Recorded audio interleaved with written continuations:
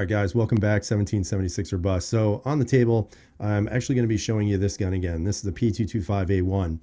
What I'm going to initially show you is some range footage because I did get a chance to finally shoot this gun. And this gun surprised me in a lot of different ways. First off, very nicely built handgun. I have to give credit to Sig because this is really a pretty cool gun for a lot of different reasons. Although there are two little things that I found that were negative about this.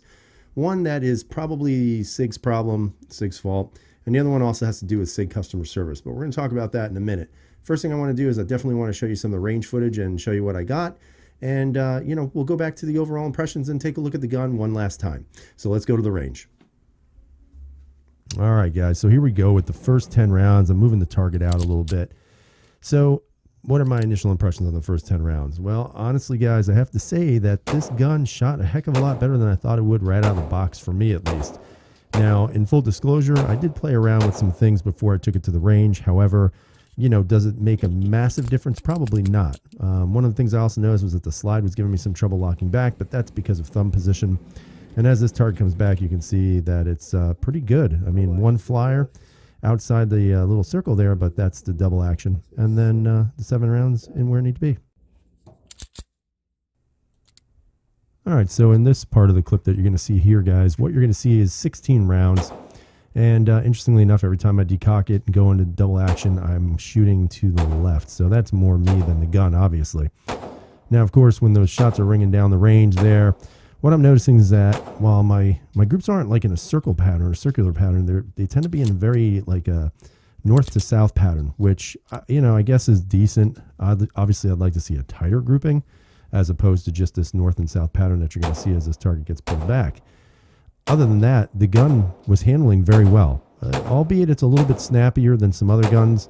You can argue that has something to do with the high bore axis for a Sig. However, I don't know if that's true, but I definitely needed a little bit more work on my grip technique, including that pull on the double action. So I have to say, one of the things I love about shooting is just the always constant battle of trying to get better. So what you're going to see here in these clips are going to be some more body shots. This is the gradual improvement and tightening of the groups, especially in the center mass area of the silhouette target. I do like shooting these silhouette targets. When I pull the target back, you're actually going to see some headshots that I was doing at about 15 yards out. I wanted to see if I could actually, I guess reach out and touch someone.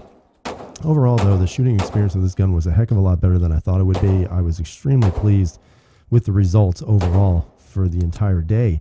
Again, I don't claim to be a marksman by any means, but I feel fairly confident that if you are this person, you're going to have an ultimate problem, maybe just a bad old day. But nonetheless, the shooting was good. Obviously, I'm shooting a little bit more rapidly. And as the target pulls back, you'll see some errant shots, which, is part of the deal. But that's how you train. You get a little bit better. And you can see that center mass is getting tighter as the day goes on. Now, in regards to this is my my attempt, I guess you could say, at making some headshots. And again, like anything else, when it's a new gun, you want to try to get a little bit better. I was starting off with double action, decocking, and then going to single action. And, the groups, again, were not that great. However, you try to keep on getting better. And really, that's all you can do when you're shooting. So as this target pulls back, you're going to hear me make the following comment. I don't know where the hell that first one went. And that's no never idea. Fun. Bad shot. So the overall impressions about this handgun to me are fairly positive. At the end of the day, when I was trying to close up a little bit more with headshots, obviously you get a smaller target to aim at. Again, I felt fairly confident with the gun after having this initial run with it.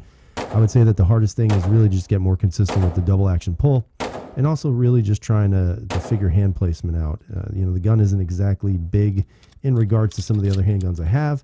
However, recoil I didn't feel was really a problem. A little bit snappier than some other guns. I would actually even say this might even be snappier than the Shield.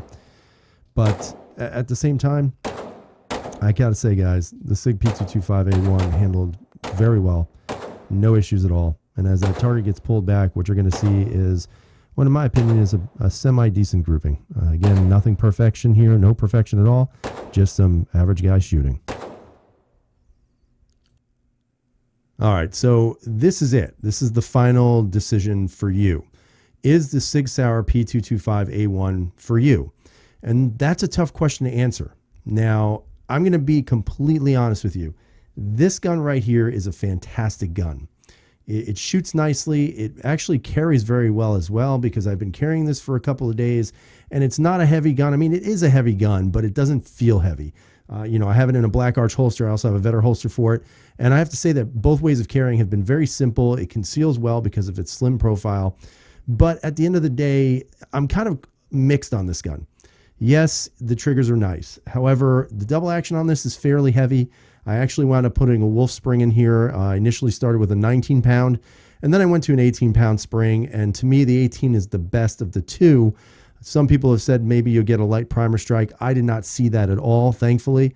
But that could change. Now, of course, you do have the ability to do double action twice. So obviously that double strike capability, which is always important in case you have a malfunction with a hammer-fired handgun.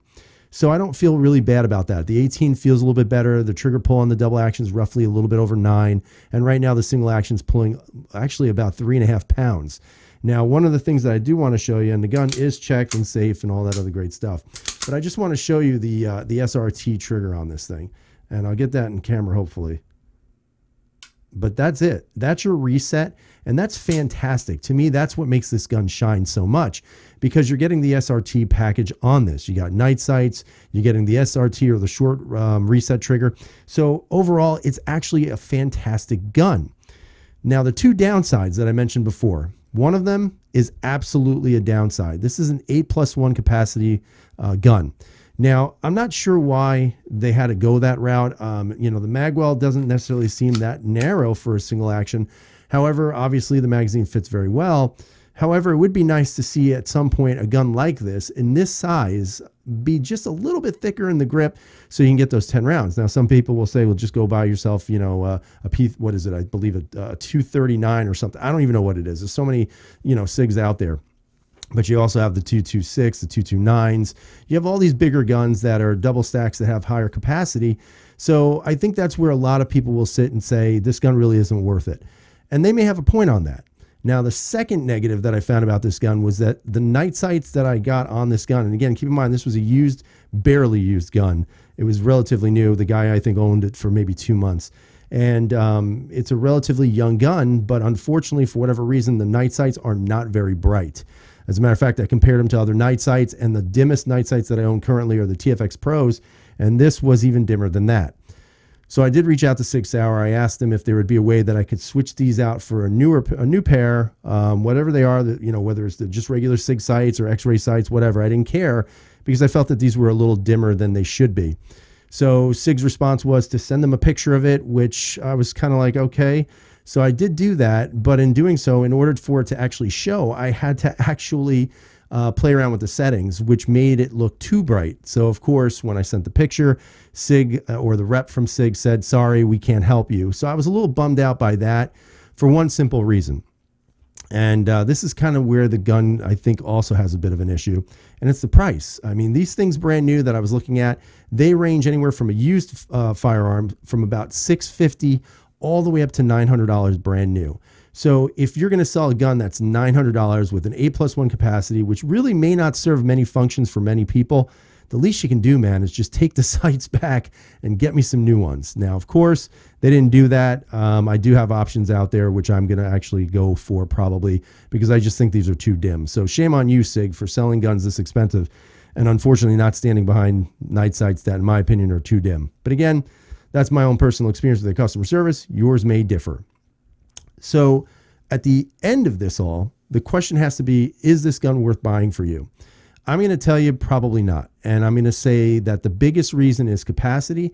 And the second biggest reason is cost. I don't know if this gun really warrants a $900 price tag brand new. Obviously, you can find them probably cheaper depending on where you go. However, at the same time, what I would say is that if you can find this used, I paid slightly over $400 for this used.